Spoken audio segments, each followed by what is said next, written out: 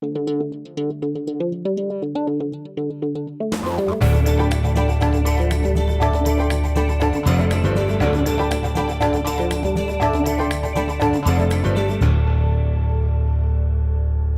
provided by Walters, Papillon, Thomas Cullins, LLC, specializing in business litigation and personal injury cases for over 40 years.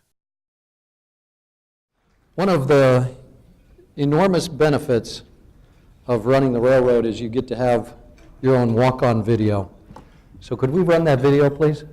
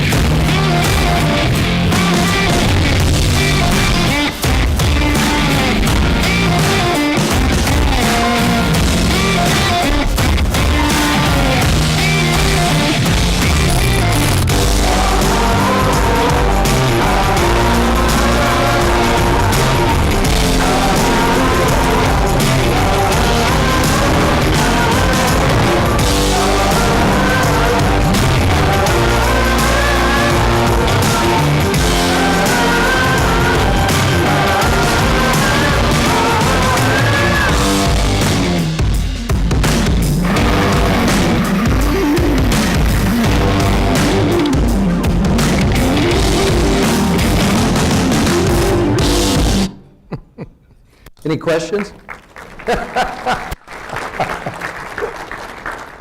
So you can imagine just how very proud we are at Union Pacific of being part of something that's 157 years old at this point, and the awesome obligation that represents. It's an obligation I'm sure that many of you feel as you're part of this organization and you're looking after the economic interests and the community interests of the great state of Louisiana.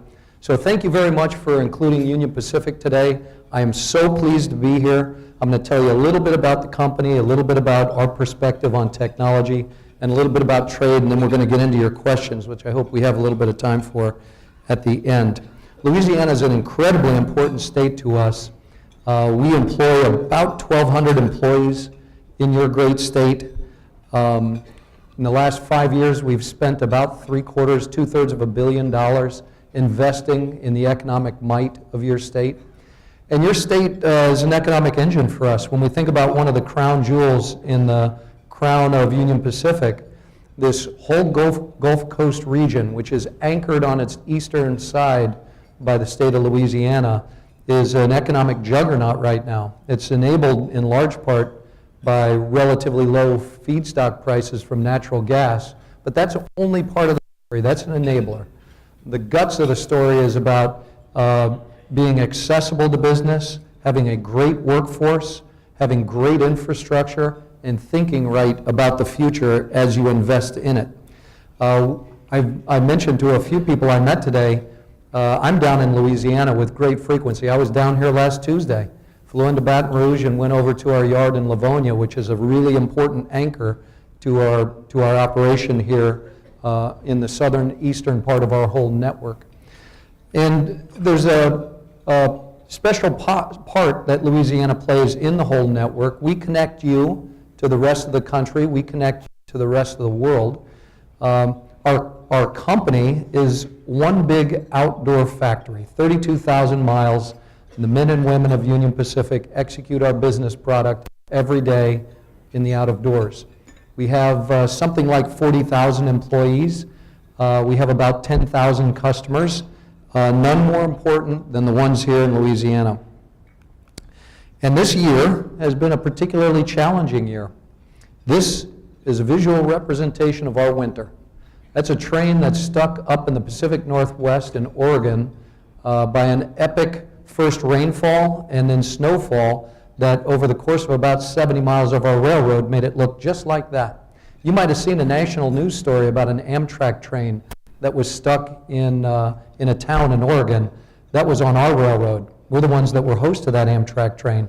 As a matter of fact, our men and women freed it from the snow, got it up to Eugene, Oregon, 3 days before the town it was stuck in ever opened up to the highways that surrounded it.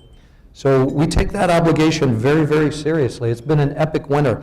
Something that I found so interesting. So I've lived down in the Gulf Coast a couple of different times in my career. And we had a snowstorm in eastern Wyoming, in South Dakota, and in the middle and western Nebraska that was called a bomb cyclone. I'm a weather watcher now because of this big outdoor factory, and I'd never heard of such a thing as a bomb cyclone. I think the Weather Channel makes stuff up every year just to kind of get us engaged. Oh, here's a bomb cyclone coming. But the cool part about that storm, it wasn't very cool to the people that experienced it. It was essentially a Category 2 hurricane. It packed winds that were the same as a Category 2 hurricane, and it had pressure that was as low as a Category 2 hurricane in the middle of the country during a snowstorm. So for sure, this winter has been pretty brutal to us. On the bright side, you know, every company loves to brag about how their employees are the best in the industry, the best in the nation. Union Pacific owns that marker. Our employees are the best in the industry. And they fight through that, they fight through this to keep the trains running, to make sure that Louisiana is connected to the rest of the country and to the rest of the world. And winter didn't look just like that. It looked like that. That's the middle of Nebraska. Following that bomb cyclone, about 2 weeks later, we had an immediate thaw and about 4 inches of rain. And it turned into that. And that's our one of our main lines. That's our east-west main line that at this segment runs about 60 trains a day. It's a huge, huge part of the footprint of our network. We were cut off there for 12 days. Just visualize this. So a river, the Loop River in Columbus, Nebraska, that's about 200 feet wide normally, turned into 1.75 miles wide, got out of its banks about 4 or 5 miles above us, and took us out for about 1.5 miles. For about a third of that mile, our railroad disappeared. It was buried in about 10 feet of sand. And our engineering team, geniuses that they are literally, figured out, well, we can rebuild most of this, but the last third of a mile, we're just going to cut it, and we're going to build new railroad over it. It's buried in the ground forever. And so over the course of 12 days, they built a pad that's 50 feet wide, 6 feet tall, and 3/4 of a mile long, and built a railroad over it. And we're running at essentially track speed today on it 2 weeks later. It is unbelievable what the men and women of the Union Pacific will do to recover the railroad. That's what it looked like from the air on the left-hand side, and that's what it looked like on the ground on the right-hand side. I think I'm the second guy from the front there, walking out into this sand wash, just trying to figure out what the heck are we going to do to connect the nation to the world again. Technology plays a part of that. Technology plays a part when we have a catastrophe like that. We'll run drones over before we put men and women at harm's way, so we can get a pretty good image of what the heck's going on and what we have to do. But we use technology for so much more than just trying to figure out what's going on in the times of a great incident. This is a photograph of a team, a gentleman who's operating a drone out in California at a bridge we call the Benicia Bridge. That bridge has to be inspected every year. It's about 1/4 of a mile long, and it spans a big, massive waterway that goes into the port of Benicia from San Francisco Bay. And We inspect part of it from above on a snooper truck. We inspect part of it by having men and women climb on it in harnesses because they have to physically take a look at all aspects of the bridge. That used to take about a week. Today we use a drone, it's automated, and it takes about 2 hours. We might find a spot where we have to go check out, but it's nothing like the risk and the time we used to apply to inspecting bridges like that. We use drones now in all kinds of environments. We're using it for inventory management in some of our yards. We're using it for fire safety, to figure out where fire footprints might be, and also for hydrology, to figure out where water flow will go when we have rains. We use it for other purposes too. This is a gentleman that's working on the user experience. And in that user experience, what he's looking at is that little device on the right-hand side is tracking his eyeball, where he's attracted to on our website. And what we're trying to do is make it much more intuitive and quick for a customer to navigate our website and find what they need. We do things like we use lasers and x-rays on our track. We use LiDAR to look under our track, 6 feet underground, to see if we can see water pockets and address them before they become a problem. We have detectors all over the 32,000 miles of railroad. They form a web of protection, and they send information, millions of bytes of information every day back to the home office. And in the home office, we run algorithms against it. We have a machine learning, an artificial intelligence engine that takes a look at equipment, figures out how it's trending, and gets it maintained before it becomes a problem. Technology plays a huge role all over the railroad. I want to spend a little bit of time on our strategy because it's in the process of evolving, and I'm sure all of you feel this. If you go back a decade or 15 years or 20 years ago, I remember reading about the manifestation of consumers in B2B, that is the consumerization of business-to-business industries. The buyers of our products as industrial companies were starting to demand things that consumers were demanding and experiencing. That accelerated greatly during the 2000s and into this decade. But at railroads, we were still pretty far back in that process. We weren't really feeling it yet. We started feeling that in spades about the last 3 or 4 or 5 years. And it shows up in unique ways. All of us as consumers, we're used to Uber, we're used to Amazon, we're used to Airbnb, we're used to UPS My Way. And all those tools basically make everything available to you that you're interested in immediately with full transparency. The problem with that is if you're an old line industrial firm, you've designed all your processes kind of on an inward looking, how do we take a bunch of transactions and process them reliably and efficiently, and that doesn't have anything to do with what it feels like to the customer. So we've spent the last 3 or 4 years just turning ourselves inside out to redefine what it feels like to be our customer. From the time you think you want to ship something from here to there to the time you've paid the bill, all along that's a journey with us, and we want that to feel good all along the way, and it doesn't just yet. This flywheel captures that for us. The concept of this flywheel came out of a strategy we developed called the 6 value tracks. And there were 6 things we were working on that every employee at UP, we wanted you to be doing something on those tracks, building that track. World-class safety, resource productivity, motherhood and apple pie, things that made sense to us. But our employees couldn't figure out how do those things work together to build the company. If I'm working on this track, how's that creating long-term value? Big time. So we morphed that into this concept, the flywheel. You start at the top, safe, reliable, efficient service. And then you move over to that creates an excellent customer experience, which allows us to find and capture the business that fits the network well. We generate a great, attractive return on it. It gives us cash to put back in the business so that we're efficient, consistent, safe, and reliable. You can see how that builds on itself. And employees now can find themselves in the wheel, where they fit, what they can do to move the wheel. And at the center of the wheel are our engaged, proud railroaders. The 40,000 men and women of Union Pacific who ultimately run the business and love doing it.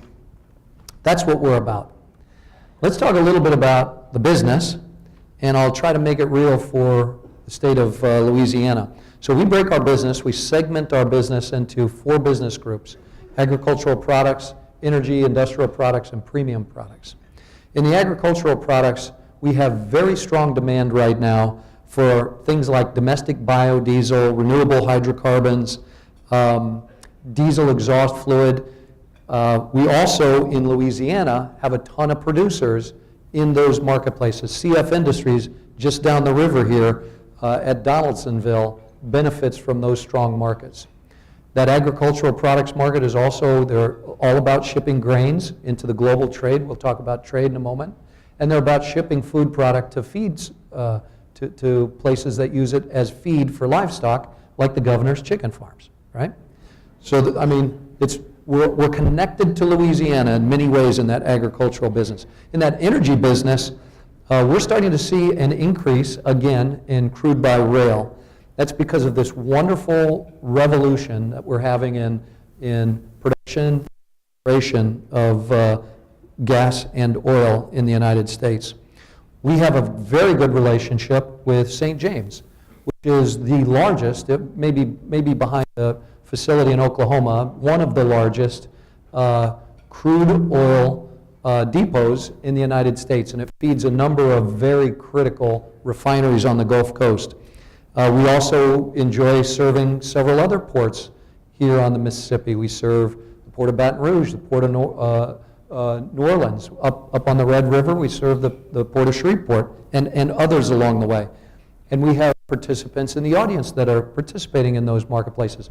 Drax, taking biomass with pellets, shipping it overseas to generate electricity.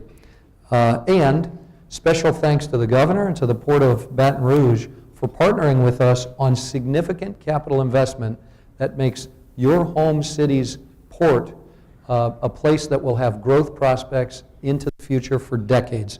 That is visioning, and it's executing, and it'll mean a great deal for this state. In the industrial products piece, that's all about, in the state of Louisiana, that petrochem industry, that industrial might that you have, and all along the Gulf and all along up the river here. We ship into different markets, pipeline, rock for the dredges, frac sand. Then outbound we'll ship industrial chemicals, plastics, petrochems that are coming from the plants. One of the special things about Union Pacific, it makes us different than any other, big yard that we build so that we can store cars filled with plastics before they find a market to ship. A plastic plant has to be on all the time, 24/7, 365. It's actually somewhat, it's very, very disruptive to turn a plastics plant off and bring it back up. They do that very, very judiciously. So what they need is they need to constantly take that output and put it somewhere if they don't know the market. And they use us for that purpose. We have these storage and transit facilities around your state. We have one right out in Livonia. We have one down south in the state. They make a difference for your producers. They support your producers. And then on the premium side, that's about intermodal, products coming from the West Coast, off ships from the ocean and inland for consumption, but it's also about domestic intermodal. Every state we serve talks about a highway issue, congestion, and the need for further investment. We're a help in solving that. We can take trucks off the highway and put them into containers, and that's called a domestic intermodal product. That business off the West Coast, that's all about trade. And trade's critically important to the Union Pacific and to the United States. You wouldn't think this, but a 157-year-old American company, all of our assets essentially are in the United States. 40% of our business originates or terminates outside the U.S. We are an international trade company, and we're very, very proud of that. And it's for obvious reasons, right? Global trade's critically important to us. 95% of the world's population and 3/4 of the world's purchasing power is outside the U.S. U.S. jobs that are oriented towards trade generate 18% more on average than non-trade oriented jobs. And in terms of imports, American families, you and me, our children, we generate about 25% of our purchasing power by the fact that we have access to global markets and less expensive product because of global trade. So trade's critically important to us as a company and us as a country. In Louisiana, that trade generates $57 billion of business, goods trade, and most of that is with China and with Mexico. That's why getting the USMCA, the U.S. Mexico-Canada agreement passed is so critically important, and we're putting a shoulder into that, and I'd encourage everybody in the room to help Congress understand how critical USMCA is. We cannot take that lightly in terms of getting that ratified. It's a no-brainer, but there's a lot of politics tied up into it. We've got a lot of turbulence in our trade relationships right now. We're talking with China. It looks like it's making progress. There's a lot of work yet to be done there. We're also, the administration has decided that we're not going to do multilateral agreements. So that puts a lot of pressure on the U.S. trade rep to generate bipartisan agreements that replicate things like TPP. We chose not to engage in TPP, so be it, and instead we're one by one trying to negotiate agreements with Japan and ultimately then some of the smaller participants. The trade rep reminds me that of the 11 countries in TPP, the U.S. already has a free trade agreement with 5 of them.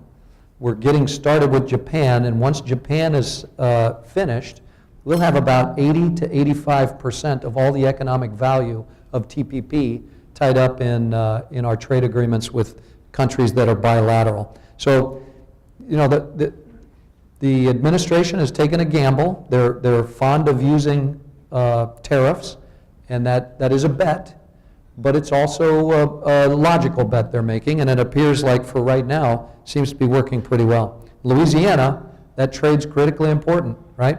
Over the last 10 years, you've generated 40,000 jobs from trade. So today, I'm going to close with these thoughts. I go back to our founding with Abraham Lincoln, 1862, and put yourself in that man's shoes. His side is losing the war badly. You could have read any newspaper, could have talked to any citizen of the United States, and you would have found out that we're going to be a divided country. In the middle of 1862, that was accepted knowledge. And instead of accepting that, he thinks, at some point we're going to be back together, and we better have something to work on together. And that's the birth of the Pacific Railway Act. That's the birth of Union Pacific. He dreams up, boy, we've got this whole West that's going unexplored, and when this is done, we have the men that need to be occupied, and they can be occupied growing the United States economically and its economic vibrancy. That's amazing. That is an amazing fortitude on his part. The other thing that's cool about that is it fulfills one of the things he used to talk about. He used to say, in order to predict the future, the best way to predict the future is to create the future. I believe absolutely the same is true today. And I believe it's true for all of us, and I applaud you for doing something about it. Being here is part of doing something about it, and thank you for letting me join you.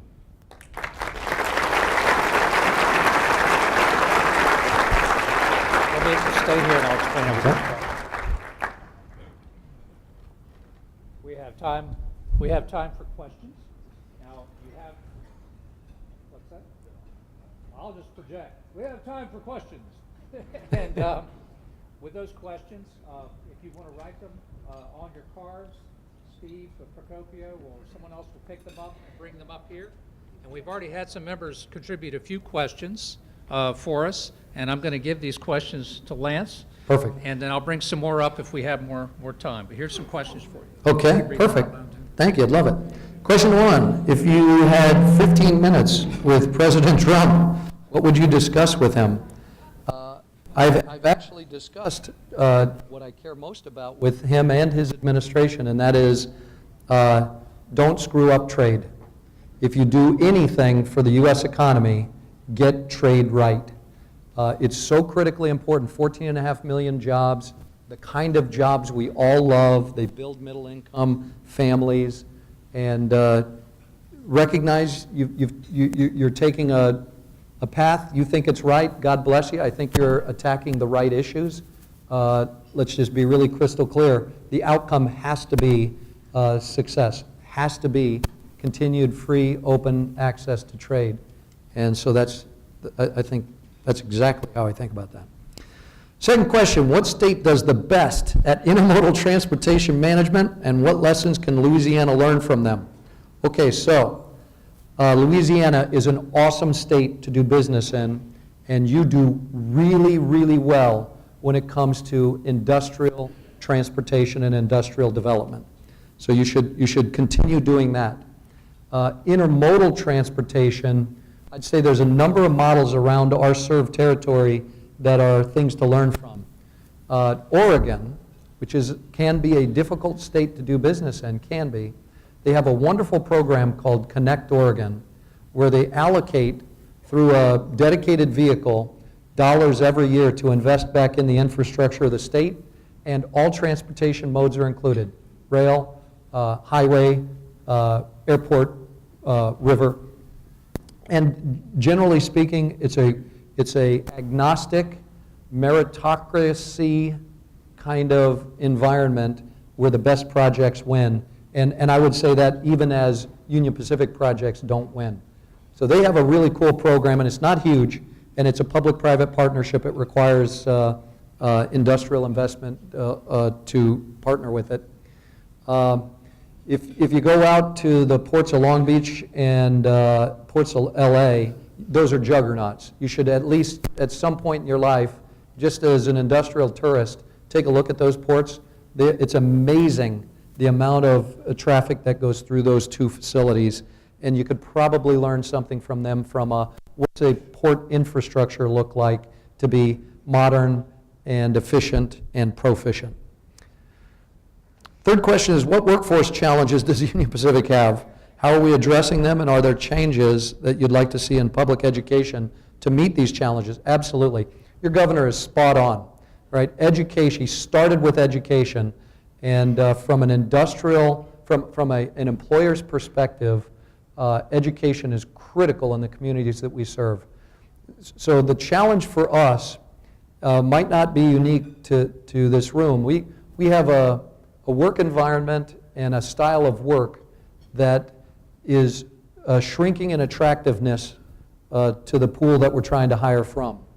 And what we have to do is we have to continue to change the nature of the work, make it more palatable for future generations of workers, and then at the same time we need those future generations of workers to be able to show up and understand the value of data, understand how you interact with a tool that's an artificial intelligence algorithm that you can use to strengthen your results, or you can be afraid of it and not use it and get crushed by it. And so I think there are two big themes there. One is I've got to change the work at Union Pacific, and we're actively doing that. We're taking our men and women, our craft professionals, and working with them to figure out how do we make your work better to be more attractive to today, and how do we trust you more so that you feel like we trained you right, you're capable of the work, now do the work. And on the opposite side of that, we need our communities to generate talent that is ready to work with technology, and today's technology, not yesterday's technology. Okay, do I have any other questions? And you got to tell me, are we? No, we're fine. Why don't we take a couple more? Okay. But I think this one is one you're going to love. Super. Could you discuss precision scheduled railroading? What is it, and what are the major challenges, and what does it mean for the average citizen? So we've changed our transportation model over the course of the last 9 months. And we went from a model that used to be very train-centric. That might not mean much to you, but think about it like this.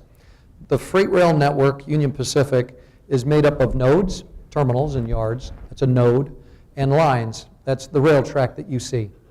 And we used to think about how do we most efficiently move trains over those lines and into the nodes. because in our minds, it was all about the trains. If we increased train speed and reduced kind of delay, then customers would have a better product. That worked really sweet for a long, long time until it didn't. And it didn't because it started becoming way too complex. We started having many different product types that all looked like trains, but were all run a little differently, and we stopped being able to execute it expertly. And that started showing up as not reliable service, and we plateaued in being able to generate a really attractive return for our shareholders. So we became convinced over the course of about 2 years that we needed to change our model. Precision scheduled railroading is a model that focuses on the car, not the train. Cars are what trains move. What customers care about is, did my car go from here to there in the time that you said it would? Did you do it safely and reliably and efficiently? We lost our way on that. And now we've found our way through what we call the Unified Plan 2020, which is our implementation of precision scheduled railroading. By focusing on car, we're actually delivering a more reliable, consistent, better service product for our customer, and our train velocity is down a little bit. Because we're doing things to trains that we wouldn't have used to do that advance cars much more rapidly to customers. That's, in a nutshell, what precision scheduled railroading is. You've seen it implemented different ways. We're implementing it in a way where we're very transparent with our customers, we're very transparent with our employees, and we're doing it in a manner that I think is sustainable over the long run. And it's working, so I'm really, really pleased with it. What does it mean to the average citizen? Stuff should move through your communities a little more quickly. Depending on where you are, you might see more work in your terminal or less work. But what you should see is a more economic vibrancy to your community, because we'll be supporting it better. Your industries will have better product to support and win in their marketplace. Thank you very much. Oh, last question. Okay. All right, here we go. What are the chances LSU baseball will be back in Omaha? Let's see here. I'm getting in touch with my inner chi. I think they're excellent. As a matter of fact, this is my LSU tie, right? Little purple and gold. We would love to have LSU back in Omaha. Nothing would please us more, because they show up and they spend, which is awesome. All right, thank you very much.